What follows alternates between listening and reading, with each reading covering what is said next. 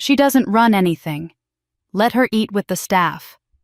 That was what my brother's new wife said loud enough for the entire table to hear. I didn't flinch. I didn't argue. I calculated. My mother said nothing. My father looked away. Even my brother, the man whose wedding I came to support, didn't speak up. That silence. It spoke louder than any insult. They thought I was nothing but the girl who used to fetch coffee in board meetings. They thought I was here as decoration, as obligation, not as the woman who built the very company they were about to merge with, the one holding the final signature on the $30 million deal they desperately needed. So I smiled. I pulled out my phone, and with 3 words, cancel the contract. I shattered their carefully crafted future. My brother froze. My mother turned pale. The bride stopped breathing. I didn't argue. I didn't explain. I didn't scream. I simply walked out and took their empire with me. If you think that was the climax, oh, we're just getting started. Stay with me, because what happened after that moment, let's just say. Karma came wearing heels and carried receipts. I arrived at my brother's wedding 15 minutes early, not out of excitement, but out of respect. That I had always given respect even when it wasn't returned. My heels clicked softly across the marble floor of the grand ballroom, echoing in a room where every face was turned away from me. No one noticed. No one waved. I wasn't surprised. That's how it had always been in this family, Olivia present, but not acknowledged. The decor was exquisite. White orchids suspended from gold archways, candles floating in crystal bowls. It was all meticulously curated. Everything screamed elegance, wealth control. Exactly the way Jason and his new wife Madison wanted it. Controlled. Picture perfect. And for some reason, despite everything I knew, I still held out a thin thread of hope that this day might be different. I walked toward the front of the room, searching for my name among the table cards. I passed my aunt, who glanced up, then quickly turned back to her conversation. My cousin offered me a tight-lipped smile and returned to her wine. It wasn't hostility. It was indifference. That somehow was worse. Then I saw the seating chart. Large, elegant, hand-calligraphed, names neatly listed under table numbers. Jason and Madison sat at table 1, of course. My parents at table 2. The bridal party at table 3. Family friends, old neighbors, former teachers. Everyone had their place. Except me. I scanned the chart again. My name was nowhere to be found. A wedding planner hovered nearby, holding a clipboard and a practiced smile. I approached her, trying to maintain composure. "Excuse me, I think there might be a mistake. I don't see my name on the chart." She glanced down at her list, frowned slightly, and then smiled too quickly. "Oh yes, Miss Olivia. Table 14. Table 14, I repeated. "It's toward the back near the kitchen," she said. "There were some late changes." I nodded once, keeping my expression neutral. I didn't argue, didn't ask who made the change. I already knew. I turned toward the back of the ballroom. Table 14 sat next to the swinging kitchen doors. The smell of roasted lamb and garlic wafted through the air as servers bustled in and out. The tablecloth was slightly wrinkled, the silverware mismatched. 2 catering staff sat at the table on break, laughing softly. One looked up as I approached and quickly stood embarrassed. Before I could respond, I heard it. Clear, cold, and calculated. "She doesn't run anything. Let her eat with the staff." Madison's voice rang out like a bell. Smooth, icy, practiced. She didn't shout it. She didn't need to. The volume was intentional, loud enough for several heads to turn. I turned slowly. She was standing beside Jason, her arm linked through his. A group of their friends surrounded them, all dressed in polished perfection. My mother stood not far off, pretending to adjust the ribbon on a flower arrangement. My father looked toward the dance floor, hands in his pockets. Jason saw me. Our eyes met for a moment. Then he looked away. That moment, that one shared glance, it confirmed everything. This wasn't a mistake. It wasn't oversight. It was deliberate. They didn't see me as family. They saw me as a threat, a liability, and perhaps most insulting of all, a disposable accessory to their perfect public image. I felt the sting rise behind my eyes, but I didn't let it show. I wouldn't give them the satisfaction. Instead, I smiled. It wasn't forced. It was real, cold, sharp, and absolutely certain. I reached into my clutch and pulled out my phone. No trembling fingers, no hesitation. Just muscle memory and conviction. I dialed one number. It rang once. Yes. Cancel the contract. I said, calm and crystal clear. Silence. Then a clipped reply. Understood. I hung up. Behind me, the wedding planner blinked. A server dropped a spoon. Something in the room shifted. No one knew why yet. But they would. I walked back through the room, not rushing, not slowing.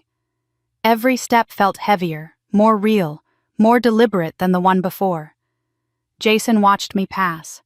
His mouth opened, but no sound came. My mother turned, reaching out half-heartedly.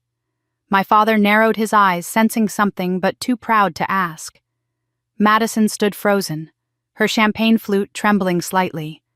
They didn't yet realize that the $30 million contract they'd built this wedding around was gone. That I had just pulled the final string holding their fragile house of cards together. But soon they would. Because I wasn't just Olivia, the girl at the edge of every family photo. I was the executive they never credited, the strategist they always underestimated. And now I was the woman who had just walked out with their future. I exited the ballroom, heels silent against the rug, breath even back straight. Let them eat their cake. I had bigger things to build. I didn't cry as I walked out of the ballroom. I didn't let myself feel anything just yet. There would be time for that later. For now, all I could think about was how predictable it had all been.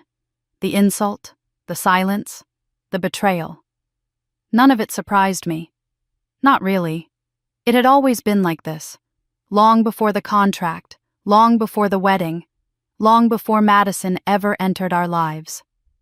When I was 8, I remember being called the quiet one by every adult in the room. Not because I was shy, but because I had learned early on that my words didn't carry weight. My brother Jason, 2 years older, was the loud one, the golden boy. The kind of child that walked into a room and sucked up all the air without even meaning to. He had that kind of presence that made people lean in, listen, admire. I had curiosity books and a habit of doing things right the first time, but no one seemed to notice quiet competence when loud charm was in the room. At school, I brought home straight A's. Science fairs, writing contests, debate team. My trophies filled a box under my bed. My parents never made it to a single award ceremony. Jason once got a C+ in algebra, and my mother hired a tutor the next day. I remember asking for help with my college applications. My father waved a hand and said, "You'll figure it out. You always do." Jason, meanwhile, had 3 sets of eyes reviewing his essays and a private counselor to prep for his interview. It wasn't that they didn't love me. I don't think they meant to be cruel. But in our house, love was measured in attention, and Jason always got the spotlight. I learned how to thrive in the shadows. I didn't ask for much. I didn't rebel. I didn't challenge the system. I just worked. Quietly. Consistently. Invisibly. When our father started Atlas, he brought Jason in on day 1. Jason was given a desk, a title, and a stack of business cards with his name in bold letters. I was in college then, juggling classes and part-time jobs. I offered to help with accounting, software, operational flow, even investor pitches. My father said, "We'll call you when we need you." They didn't. Not for years. Then the market crashed and Atlas nearly folded. Jason panicked. Our father had passed by then, and Jason had no idea how to keep the company afloat. That was the first time he called me not as a sister, but as a last resort. I stepped in. Quietly. I streamlined operations, consolidated vendors, rewrote the financial model. I made it work. No headlines, no title, no applause. When the company stabilized, Jason went on television and said, "We adapted." I made hard decisions. I wasn't even mentioned. He didn't need to say my name to benefit from my labor. He never had. At home, it was no different. If Jason missed curfew, I got the lecture. If he forgot to lock up after a party, I was told to be more responsible. One Thanksgiving, he drove drunk and wrecked a neighbor's fence. My mother cried, my father raged, and then they both turned to me and asked how I could let it happen. I was at college, 3 hours away. They saw me as the one who cleaned up the mess, who made things smooth again. And once the mess was gone, so was I. Forgotten, unacknowledged, expected to disappear until needed again. Even at family dinners, the pattern held. Jason arrived late, told the same stories, repeated the same half-truths, and was rewarded with laughter and praise. I tried once to bring up an idea I had for a nonprofit incubator. My mother changed the subject mid-sentence. My father passed the salt. Jason cut me off with a joke about my old car and everyone laughed. That was when I stopped speaking up. Not out of bitterness, but out of understanding. Some tables weren't set for you. You were just expected to serve quietly and move on. I used to wonder what it was about me that made them act that way. Was I too serious? Too quiet? Not charming enough? But the truth is, it had nothing to do with flaws. It had to do with roles. They had assigned them early, and no one ever thought to question them. Jason was the future. I was the fallback. He was the face. I was the insurance plan. He was the empire. I was the hands holding the foundation together. As I stood on the sidewalk outside the hotel that night, watching guests arrive in black tie attire with glasses of champagne and perfect hair, I realized that they had never seen me clearly. Not once. They saw the shape of me, but not the substance. They used my skills, but never gave them a name. They asked for my loyalty, but never offered it in return. I was always the one in the room who understood what needed to be done, but was never asked to speak. The one who read contracts while others toasted to their own brilliance. The one who said yes out of duty, never out of recognition. The one who built quietly so others could take the credit. But that was over now. The day I realized they were building their legacy on my silence was the day I stopped believing recognition would ever come. After everything I had done, every late night, every number crunched, every meeting saved, at the last second they still saw Jason as the hero.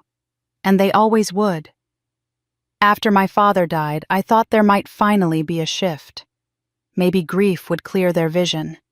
Maybe they'd remember who held Atlas together when Jason was fumbling, when the numbers didn't add up, when even the board was ready to abandon ship. I thought loss would bring clarity, but instead it brought erasure. My father's will named Jason as CEO without question. I wasn't offered a role, not even interim leadership. Instead, I was told the board felt continuity was important. Translation. Jason was a familiar face, and I was a woman in the background. I nodded through the announcement, shook hands, accepted the polite smiles and empty praise. "You've done so much behind the scenes," they said. "Your insights were invaluable." But insights weren't ownership, strategy wasn't credit, and silence wasn't consent. It started months before my father's passing, when Atlas teetered on the edge of insolvency. I got a frantic call from Jason. "We need help," he admitted, not even trying to sound composed. When I arrived, the office felt like a ghost ship. Empty cubicles, tense assistants, half the executive team gone, vendors unpaid. I asked him for the truth. "How bad?" He said, "We're 30 days from collapse." That was generous. It was more like 15. I didn't waste time. I pulled together emergency audits, cleaned up reporting trails, discovered duplicate vendors, bleeding money, and reached out to 3 key investors I had built quiet relationships with over the years. I was the one who convinced them Atlas had a future. Jason didn't know the language of numbers, but I did. I made the case, I laid out the plan, and I promised them results. They trusted me, not the face of the company, but the mind behind it. They signed. $17 million in new investment came through within 3 weeks. Payroll was saved. Operations resumed. Confidence returned. Jason went back to smiling in boardrooms and answering interviews. I went back to my corner office. No press, no profile. Just the same titleless position I'd always had, advisor, contributor, fixer. The first article came out in a major business magazine a month later. Full-page photo of Jason, jaw squared, arms folded. Atlas logo glowing behind him. The headline read, "The Young CEO Who Rescued His Father's Legacy." I read the article twice. Not once was my name mentioned. Not as part of the executive team. Not as strategic advisor. Not even in passing. When I brought it up to Jason, he said, "You know how these things go. Reporters simplify. It's about the brand." But what he meant was, your work is valuable, but your name is inconvenient. After the funeral, the board held a private meeting. I wasn't invited.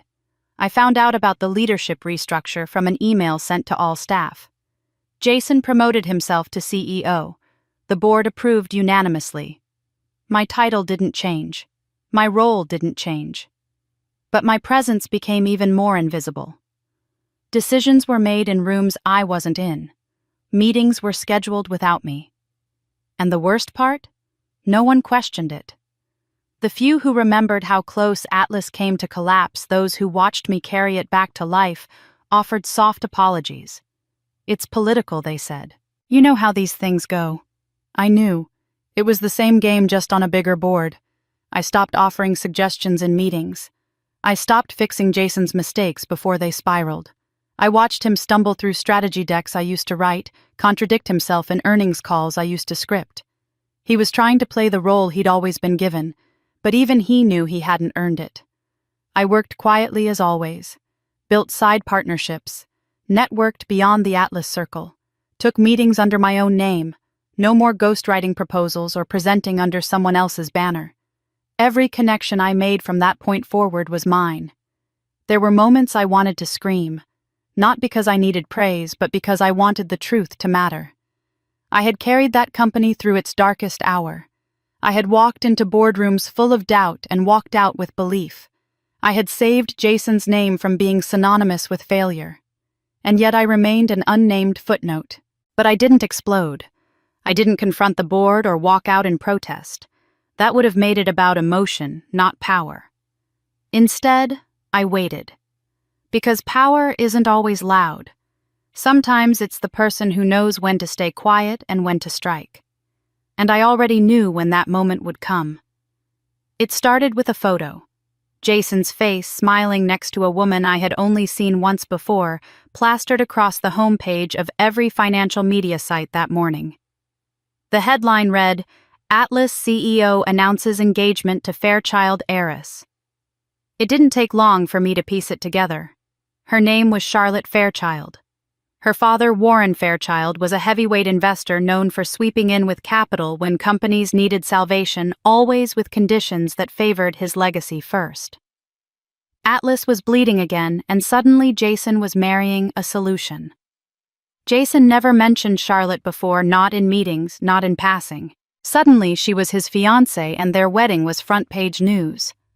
The article claimed it was a whirlwind romance, two brilliant minds drawn together by fate. But I knew Jason better than anyone. He didn't believe in fate. He believed in leverage. Atlas had been struggling again. Quietly. The numbers were starting to show cracks: overextended credit lines, delayed payments, overly optimistic projections. I had flagged them. No one listened. The board buried the concerns. Jason pretended they didn't exist. Until suddenly, a solution emerged wrapped in white satin and diamonds. At first, I stayed silent. If he wanted to marry into money, that was his choice. But then I received a call from one of our longtime legal advisors, someone who owed me a favor. He had been asked to draft a clause in a merger proposal tied to a potential $30 million investment from the Fairchild Group. The clause stipulated that Atlas's future strategic growth plan had to be signed off by both the CEO and its governing co-founder, a role unnamed in the media but listed clearly in the back end of the draft. My name. The Fairchilds weren't stupid. They had done their homework. They knew who had kept Atlas alive. They didn't want Jason making decisions alone. They wanted my hand on the pen before they moved forward. That's when the puzzle locked into place. The engagement wasn't a love story. It was a contract negotiation. Jason hadn't fallen for Charlotte. He had fallen for her father's capital. And me, the invisible sister, the fallback, the fixer, I was the final term of that deal. They didn't even bother to tell me directly. I found out through paperwork. I wasn't invited to any investor meetings. I wasn't looped into negotiations. No voice, no seat, just a signature. I was expected to show up, smile for the cameras, and quietly approve the next chapter of the company I helped build, but was never allowed to lead. I was summoned to a pre-wedding dinner under the guise of family unity. The table was long, ornate, and lined with strangers in suits, pretending to be celebratory. Jason introduced me to Charlotte as Olivia, my sister. She keeps things running in the background. Her handshake was soft, her smile polished, but her eyes were calculating. Warren Fairchild sat at the head of the table, speaking little, watching everything. When the toasts were over, he approached me with the ease of someone used to control. He didn't ask me how I felt about the engagement. He didn't ask how I saw my role in the company. He said, "We're counting on your cooperation to make this partnership seamless." It wasn't a question. It was a warning. I nodded, but inside something cracked open. Not rage, not yet. It was deeper than that. It was the weight of being used by people who wore your blood like armor while stabbing from behind. I had forgiven oversight. I had swallowed omission. But this was design. This was calculated. They were building a future on my signature, my silence, my surrender. Jason cornered me before I left the room. "Don't make this difficult," he said. "It's just a formality. We need this deal." I looked at him, really looked. The same boy who once crashed his bike and begged me not to tell Dad. The same man who let me save Atlas without saying thank you. His suit fit better now, his hair grayer, but inside he hadn't changed. He was still using everyone around him as pawns and assuming I would play along. I didn't answer him that night. I walked out, heels tapping on marble, head held high. But I already knew what I would do. Not for him, not for Charlotte, not for Fairchild. For me. The morning of the signing, I woke up earlier than usual. The sky was still gray, the air too still. It felt like the kind of day that wanted to hold its breath. I moved through my routine with deliberate calm, even though every step was weighed down by the invisible tension that had followed me for weeks. On the surface, everything had been arranged. The legal team had sent over the final documents. The board had already voted in anticipation. My signature was the last step. After that, the Fairchild deal would close, and Atlas would be safe. That was the word they used, safe. I wasn't sure who they meant by we. I sat at my desk in the study, coffee cooling beside me, pen in hand. The papers were spread out neatly. A nameplate with my initials sat to the left, a reminder of the role I never officially held but had always fulfilled. I stared at the first page, trying to convince myself that this was just another transaction. Just ink and paper. Not personal. Not betrayal. Just business. That's when it happened. A soft ping from my email inbox. I almost ignored it. The subject line looked like a scheduling reminder, FW signature confirmation request, and I assumed it was from one of the assistants coordinating the signing logistics. But then I saw the email thread below. A line of text that stopped me mid-breath. It was an internal forward. Charlotte had accidentally copied me into a message she meant to send only to Jason. It read, "Once she signs, we're done babysitting her. She'll be irrelevant." I read it again, slower this time, as if the words would morph into something less cruel. But they didn't. They stayed sharp and smug and surgical. The kind of thing people say when they believe you're nothing but a means to their end. I didn't know what stung more, the condescension or the confidence with which it had been delivered. No hesitation. No nuance. Just a plan laid bare. The room was quiet, but I felt everything shift. My fingers went cold. My vision tunneled. A hollow breath escaped me. For a moment, I actually felt my body begin to shake. My chest tightened, eyes stung. I hadn't expected gratitude, but I also hadn't expected cruelty. I had spent so many years convincing myself that being used was better than being discarded. But now I saw the truth. They had always planned to discard me. This was never about partnership. It was about pacification. I was a checkbox, a silent name they needed for 30 seconds. After that, I would disappear. But then something happened. The shake in my hands stilled, my spine straightened, and I laughed. Quietly, but not softly. It wasn't humor. It was recognition. The kind of laugh that comes when the mask finally drops and the play ends. When you realize they think they've won and they haven't even seen the real game. I leaned back in my chair, staring at the contract like it was written in another language. It might as well have been. This wasn't my legacy. This was theirs. Built on deceit, tied with satin, paraded in public as brilliance. And I had been invited only to sign it all away and vanish. Charlotte, with her flawless smile and curated charm, had revealed herself completely in one sentence. And Jason, he had known. Whether he replied or not, whether he agreed out loud or only nodded silently, I didn't need to see it. The betrayal was mutual. I was never part of their future. I was just a temporary necessity. I closed the folder. No rush. I forwarded the email to my private legal advisor with one note: hold everything. Then I stood, smoothed my blazer, and walked out of the room. The pen lay untouched on the desk. The contract sat unsigned. Somewhere across the city, Jason was likely refreshing his inbox, waiting for confirmation, assuming that, as always, I would deliver. That I would do what needed to be done for the good of the family, the company, the illusion. But I had no intention of signing away power to people who saw me as a burden to tolerate. Not now. Not ever again. They thought they'd baited me into compliance. Instead, they had handed me the match and pointed me to the fuse. The day I refused to sign, the weather looked ordinary, the kind that makes people think the world will go on exactly as planned. I closed the folder, sent one short note to my attorney, and stepped away from the desk with a steadiness I hadn't felt in years. Let them think I was wavering. Let them tell themselves I would come around by lunch.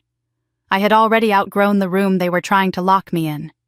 Long before the Fairchild engagement and the polite threats wrapped in crystal toasts, I had been building something of my own, out of sight, out of reach, and out of their imagination. It didn't start with a grand design. It began with small, careful bets placed where no one else wanted to look.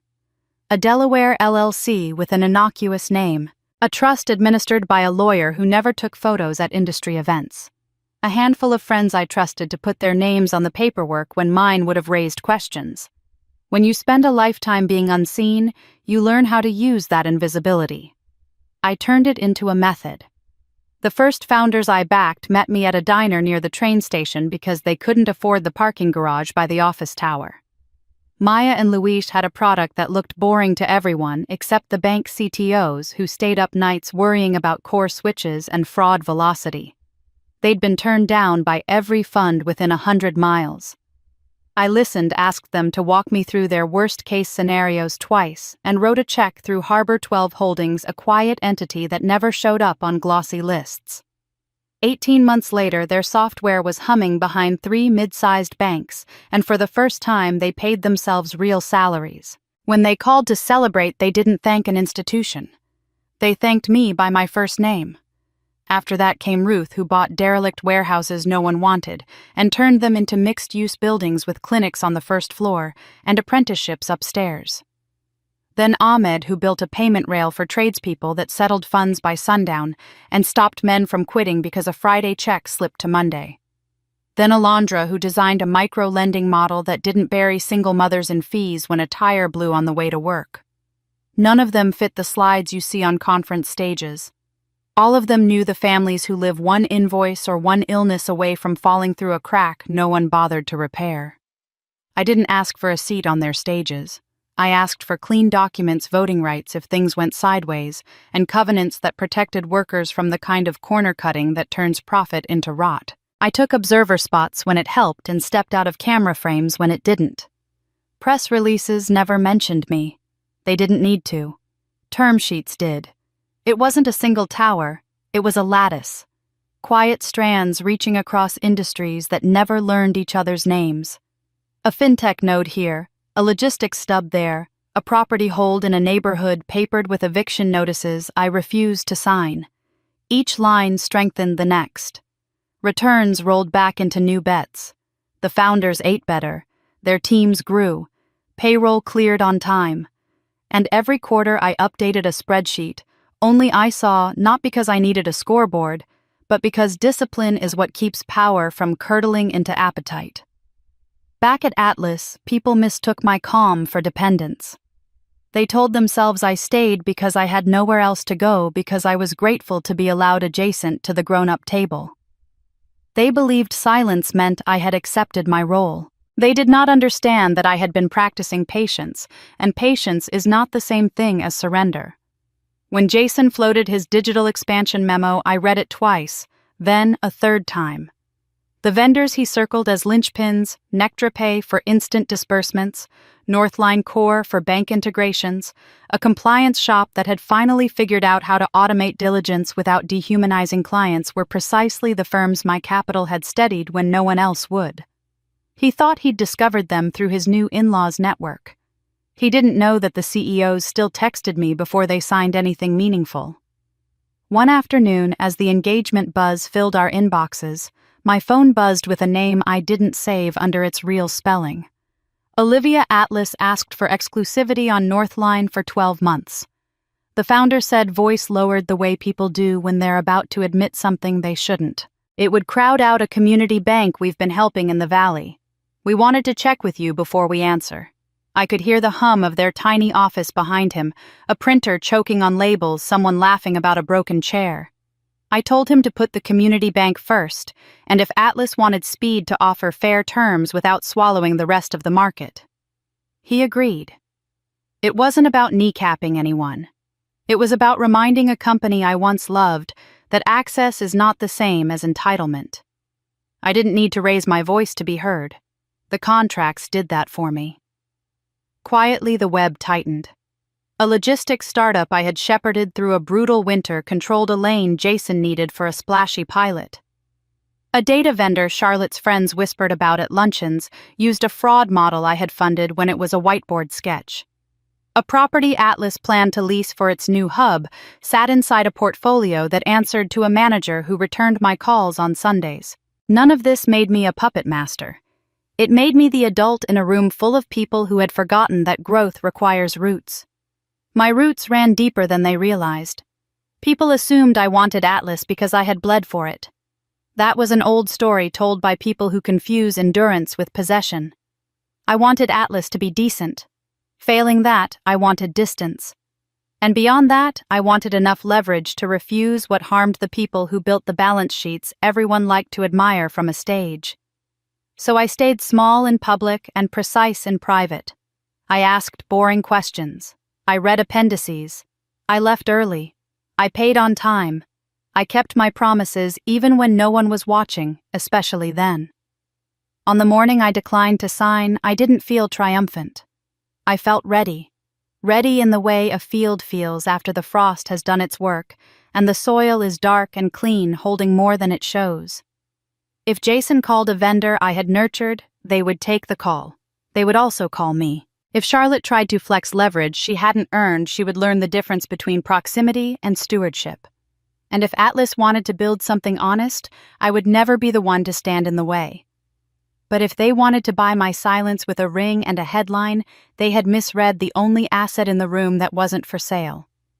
They used to say I was a ghost behind the curtain haunting their empire. It amused me in a way. I was behind the curtain, yes, but I wasn't lingering. I was sewing, and the drawstring ran straight through my hands. The night before the wedding, the family gathered at a restaurant that had once been our father's favorite. It was supposed to be warm, celebratory, and intimate dinner to honor what was coming. At least that was the story told to the guests who sat beneath chandeliers raising glasses of wine and clinking forks against porcelain. But I could feel it the moment I walked in. The smiles were too wide, the laughter too rehearsed, and the words chosen too carefully. The whole thing was theater, a performance staged to show the Fairchilds that our family stood united. Except unity had never lived here. My mother greeted me with a half-embrace that ended before it began. Her perfume was sharp, familiar, and suffocating. She sat across from me at the long table, her pearls catching the candlelight. When the chatter dipped for a moment, she leaned forward just enough so only I could hear her. Con kung kamat la tot roy, dung lam roy tame. Her tone wasn't scolding, not outright. It was worse. It was dismissive, as if my presence itself was a disruption, something to be tolerated rather than welcomed. I didn't respond. I reached for my water glass, lifted it to my lips, and let the silence stand. If she wanted me small, voiceless, erased, then silence would be my armor. Jason arrived late, as he always did when he wanted to make an entrance. He carried Charlotte's hand like a trophy, guiding her into the room with a proud tilt of his chin. The table erupted in approval, as if his presence alone was enough to bless the evening. He sat directly beside our mother Charlotte on his right and began recounting stories of his journey as if we hadn't all lived it too. He spoke of sacrifices, of perseverance, of building Atlas brick by brick. Every sentence was designed for Warren Fairchild's ears, every detail polished to shine like truth. When he finally acknowledged me, it was with a smirk that didn't reach his eyes. "Chi nen beat vi triquamin," he said smoothly, though the words sliced all the same. He said it like advice, but it was a warning. Stay quiet. Stay invisible. Sign what you're told to sign, and don't interfere with the show. The table chuckled politely, as if his jab were nothing more than sibling banter. But I saw the glances, a flicker of agreement in my mother's eyes, a dismissive curl at the corner of Charlotte's lips. Warren said nothing, but his silence carried weight. He didn't care about family politics. He cared about signatures, about control. If Jason could keep me in line, Warren would let him play the part of the golden son. I cut into my meal and chewed slowly, deliberately. I didn't argue. I didn't give them the satisfaction of a reaction. Outwardly, I played the role they wrote for me, the quiet sister at the far end of the table, tolerated for the sake of appearances. But inside, the decision had already solidified into stone. I remembered the email, the single line Charlotte had sent in arrogance, not knowing her mask had slipped. Once she signs we're done babysitting her, she'll be irrelevant. The words replayed in my head as Jason toasted to the bright future of Atlas, and my mother dabbed her lips with a linen napkin. None of them knew that the bright future they celebrated was already slipping from their grasp. My silence was not surrender. It was calculation. Every insult laid across that dinner table was another reminder of why I could never let them succeed at chaining me into irrelevance. I had spent years building a lattice of companies, founders, and partners who trusted me when no one else did. Jason thought he had maneuvered me into a corner, but he had walked into a room where every exit was mine. The dinner dragged on, filled with shallow toasts, and the kind of laughter that echoes hollow once it fades. I nodded when appropriate, smiled when required, and said little more than pleasantries. Let them think I was cowed. Let them believe their performance worked. They would remember this night as the last time they mistook my silence for weakness. As dessert was served, Jason raised his glass once more. To family, he declared. Glasses clinked all around me. I raised mine too, though my thoughts were elsewhere. To family, yes. But not the kind seated at this table. Not the kind who used blood as leverage and kinship as chains. My loyalty belonged elsewhere now, to those who had trusted me, to the empire I had built in the shadows, to the version of myself they had tried to erase, but had only sharpened. I left the dinner with my head high and my lips sealed. They thought they had won the evening, that my silence was submission. But the decision was already made. The stage was set. Tomorrow they would see just how mistaken they were. The wedding day dawned bright, the kind of morning that photographers pray for, all clean skies and golden light. The Fairchild estate had been transformed into something out of a magazine spread, rows of orchids lining the walkway, violins filling the air with delicate strains of Mozart, waiters gliding between tables dressed in white linens. It was the kind of event designed to impress, to whisper of power, money, and permanence. From the outside, it looked perfect. From the inside, I knew better. I arrived on time, not early, not late. Enough to be noticed, but not enough to invite conversation. The ushers at the entrance glanced at my invitation, exchanged a look I knew too well, and gestured vaguely toward the back. My name wasn't on the place cards that lined the elegant tables with calligraphy scripts. My seat, they told me, was being arranged. When I finally found it, I almost laughed. Almost. A small table tucked near the swinging doors of the kitchen, away from the chandeliers and the main floor where the family and honored guests sat. My chair wobbled on the uneven floor, pushed so close to the service station that I could hear the chefs shouting orders and smell the steam rising from trays. There was no name card, no linen napkin folded like a swan, just a plain chair set apart from the rest, as though I were one of the hired staff waiting for my shift to begin. I took my seat, slowly, deliberately. If they expected me to protest, they would be disappointed. My silence was louder than any outburst.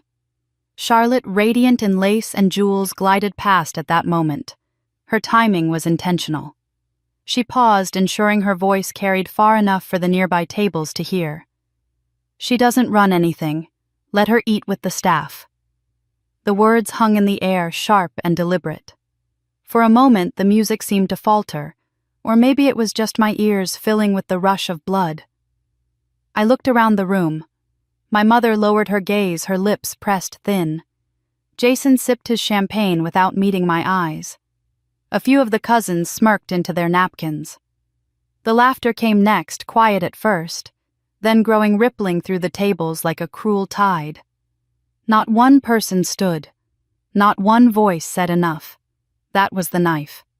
Not Charlotte's cruelty, she was predictable, but the silence of the people who should have known better. The silence of family of blood, of those who had taken my sacrifices as their inheritance. That silence cut deeper than any insult ever could. I folded my hands in my lap and stared at the untouched glass of water in front of me. Every clink of silverware, every burst of laughter, every whisper of gossip fueled a storm inside me that never touched my face. Outwardly, I was still. Inwardly, I was engraving each moment into memory. I wanted to remember how it felt to be erased in plain sight, because it would make what came next burn brighter. The staff passed by me again and again, trays balanced high, apologetic glances darted my way when they thought no one was looking. Even they understood what this seat meant. It wasn't oversight. It wasn't an accident. It was punishment dressed as dismissal. It was their way of saying I was no one, that the empire would march forward without me, that my years of labor meant less than the linen folded on the tables up front. Jason raised his glass for a toast, his voice booming with confidence. He thanked the Fairchilds, he thanked Charlotte, he thanked the guests for believing in his vision for Atlas. He didn't thank me. He didn't even acknowledge me. To the room, I wasn't there. But I was. And I was watching. I smiled then, a small, controlled curve of my lips that no one noticed. Let them laugh, let them whisper, let them believe they had cornered me into submission. What they didn't know, what they could never imagine, was that the woman they tried to bury had been planting seeds for years. As the laughter died down and the music swelled again, I sat at my kitchen-side table, back straight, head high, letting the weight of their silence press down one last time. It was the final insult, the last act of humiliation. And it was all I needed. Because silence cuts both ways. Theirs had wounded. Mine would destroy. The laughter at my expense was still rippling through the tables when I reached into my clutch. My hand was steady, my pulse calm. Let them think I was cowed. Let them believe their silence had broken me. The truth was far simpler. Their silence had freed me. I slipped the phone into my palm, its weight reassuring, the kind of weight that carried consequences. Around me, champagne glasses glittered and violins swelled. The bride preened at the head table. Jason basked in his moment. No one noticed as I pressed a single contact. Cancel the contract. 3 words. Spoken low. Spoken clear. The kind of words that don't need to be shouted to be final. On the other end, the head of investments didn't hesitate. He knew my voice. He knew the authority it carried. Understood, he said. And then I added, "We're not merging with Atlas. Draft the deal under my holding company. Atlas is dead." I ended the call before the applause around me had even faded. For a moment, nothing seemed to change. The waiters still carried trays, the guests still laughed, the chandeliers still glittered. But then I saw it, the ripple. First in Jason's face. He had turned toward me, maybe to deliver another cruel line, maybe to gloat. But his smirk froze. Color drained from his cheeks as his phone buzzed on the table. He glanced at the screen, then again and again as message after message lit up in rapid succession. Charlotte leaned toward him, whispering sharp questions. He didn't answer. His hand gripped the glass stem so tightly I thought it might shatter. My mother frowned, sensing the shift, but not yet understanding it. And then it happened. Warren Fairchild's chair scraped back across the polished floor. The sound cut through the music like a blade. He rose without ceremony, his jaw set, his eyes locked on Jason with cold fury. A murmur spread across the room as the billionaire investor adjusted his cufflinks and signaled for his driver. "I don't do business with amateurs," he said flatly. "No toast, no congratulations, just condemnation." Then he turned and walked out, his entourage following like a shadow. The silence that followed was heavier than any insult I'd endured. Guests shifted in their seats. Some whispered, some stared, all of them sensing that something enormous had just cracked open in the middle of the celebration. Jason stood abruptly, knocking over his chair. He was pale, trembling, his lips forming words he couldn't manage to speak. "What did you do?" He finally spat, his voice too loud, too desperate. I lifted my glass of water, calm, unhurried, and looked at him across the room. I just reminded them who really built the empire. My words weren't shouted. They didn't need to be. Everyone heard them. Charlotte's smile collapsed, her perfect facade crumbling in front of her guests. My mother's pearls trembled against her collarbone as her breathing quickened. Cousins avoided my eyes. And Jason, once so smug, so untouchable, looked like a boy watching his castle burn. Because that's what was happening. The foundation they had stood on for so long was already crumbling. In one call, one decision, the $30 million deal they had staked their future on had vanished into smoke. The empire they claimed as theirs was slipping from their fingers, not in a courtroom, not in a boardroom, but in front of everyone who mattered. I set my glass down and stood, not hurried, not flustered. I didn't raise my voice, didn't plead, didn't explain.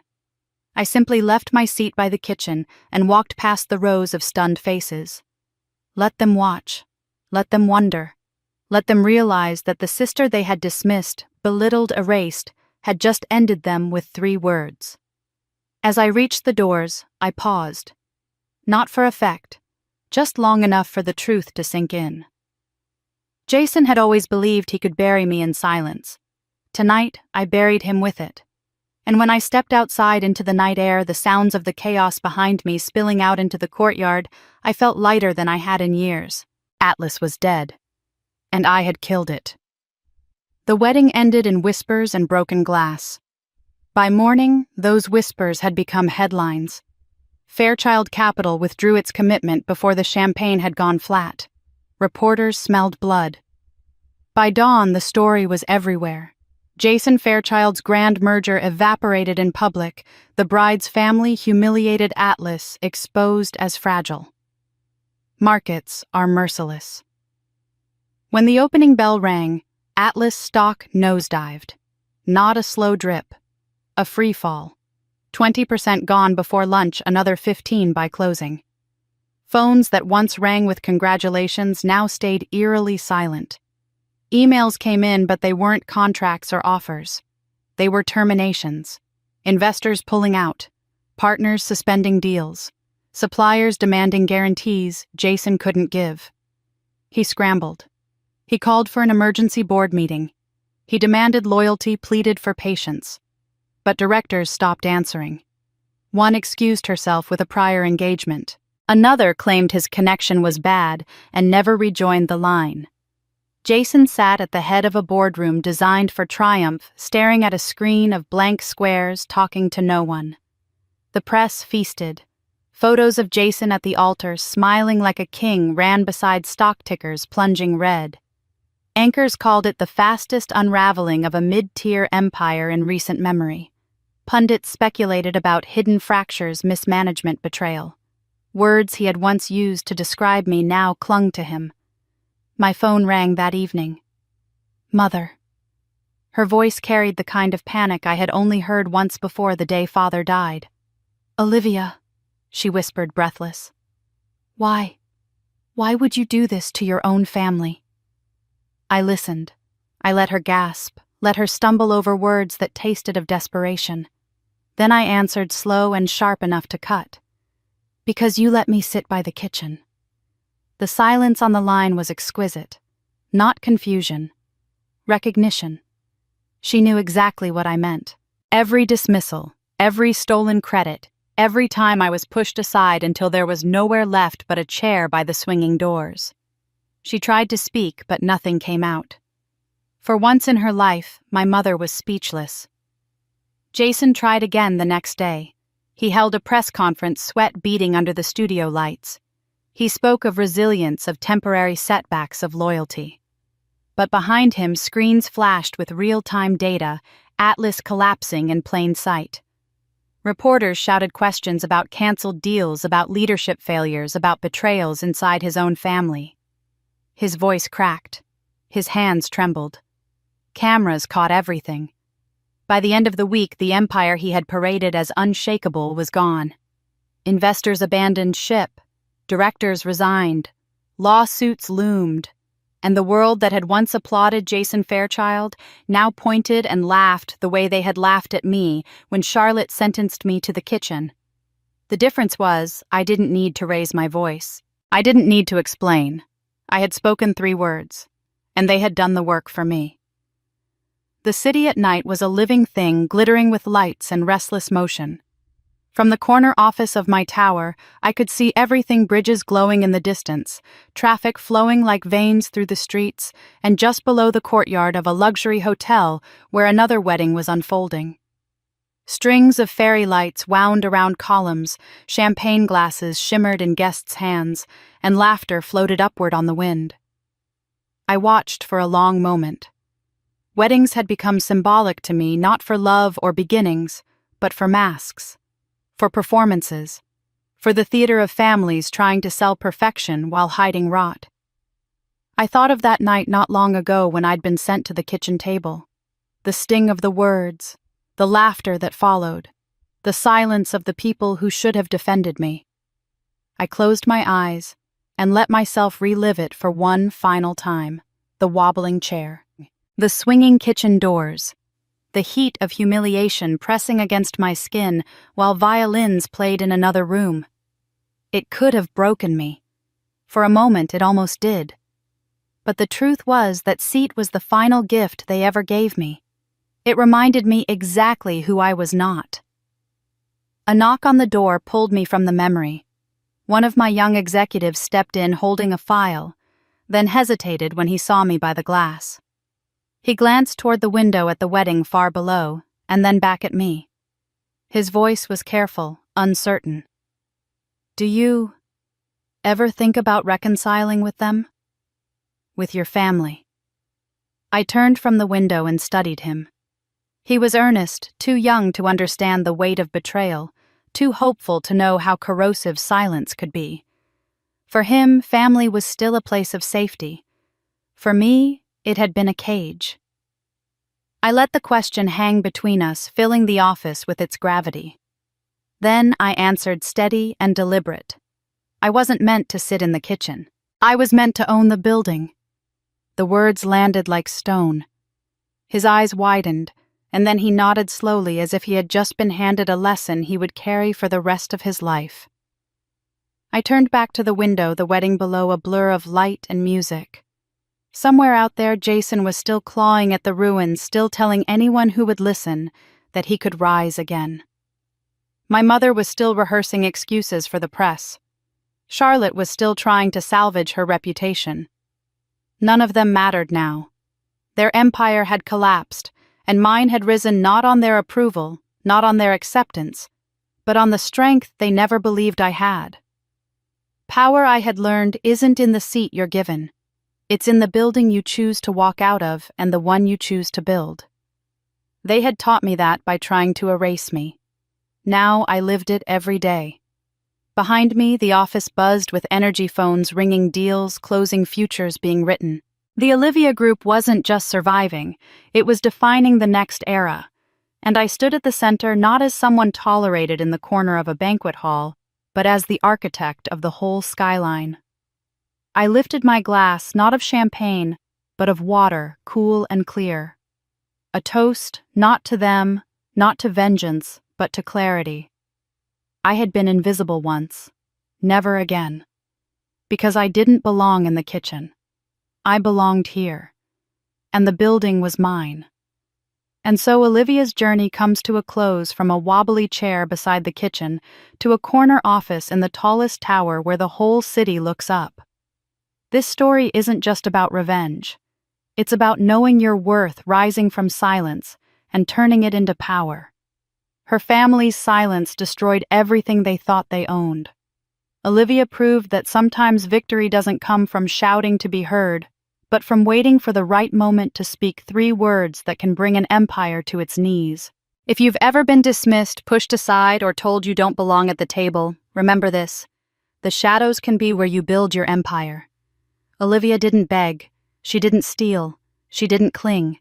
She simply walked away and left those who scorned her to burn in the ashes of their own arrogance. Now I want to hear from you. Do you think Olivia was too ruthless, or was she simply reclaiming what had always been hers? Have you ever been sidelined and wished you could come back stronger? Share your thoughts in the comments, because this isn't just Olivia's story. It belongs to everyone who's ever been underestimated. If you want more stories filled with drama, revenge, and justice served cold, make sure you subscribe to this channel. Each story brings a lesson, a moment of satisfaction, and maybe even the inspiration to rise stronger than ever. You've followed Olivia from the kitchen table to the skyscraper, but there are countless more stories to come. Don't miss them. Hit subscribe and be the first to watch as truth is revealed and villains finally face their reckoning.